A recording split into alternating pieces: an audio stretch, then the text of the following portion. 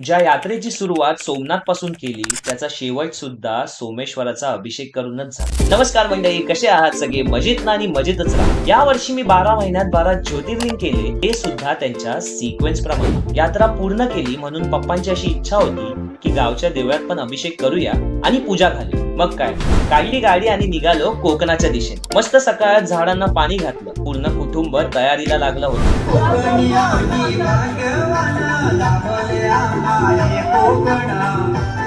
पूर्ण फॅमिली उत्साहाने एकत्र येऊन सगळं काही करते. दुसऱ्याच दिवशी सकाळी आम्ही गेलो अभिषेकसाठी. पहिल्यांदा आम्ही गेलो आमच्या प्राचीन मूळ मंदिरात, राई गावातल्या सोमेश्वर मंदिरात. कडाक्याच्या थंडीत थंड पाण्याने आंघोळ करून सोवळ्याने पूजेला बसलो. पहिला मान बाप्पाला देऊन अभिषेकसाठी मी गाभाऱ्यात गेलो.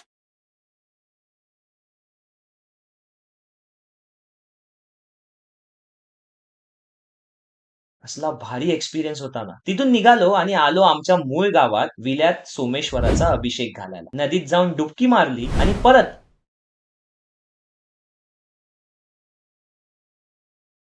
2025 खरंच कमाल होतं. सुरुवात सहज सोमेश्वराच्या ज्योतिर्लिंग पासून केली होती आणि आज शेवट सुद्धा सोमेश्वराचा अभिषेक करून झाला.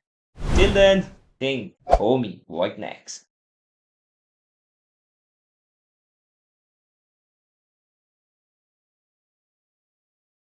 मी नेहमीच म्हटलंय, कोकण कोकण आहे. आमची खरी श्रीमंती ही रात्री चुलीजवळ पूर्ण कुटुंब एकत्र येऊन जेवतं यातच आहे. नमस्कार मंडळी, कसे आहात सगळे? मजेत ना? आणि मजेतच राहा. या वर्षी मी 12 महिन्यात 12 ज्योतिर्लिंग केले, ते सुद्धा त्यांच्या सिक्वेन्स प्रमाणे. अभिषेक पूर्ण करून आम्ही घरात आलो. घरी पूजा आणि गाव जीवनची तयारी सुरू होती. गाव जीवन म्हटलं की कोकणात एक वेगळीच मजा असते आणि ही या कार्यक्रमाच्या मागे माझ्या कुटुंबाने कायम जोडून ठेवलेली माणसं. त्यांच्या मेहनतीशिवाय हे सगळे प्रोग्राम कधीच शक्य नसतात. पूजा झाली, हळदी कुंकू झालं, पंगत बसल्या, बऱ्याच वाडीतली माणसं झाडून आली. कोकण कोकण आहे आणि या सगळ्या गोष्टीत एक वेगळंच सुख आहे.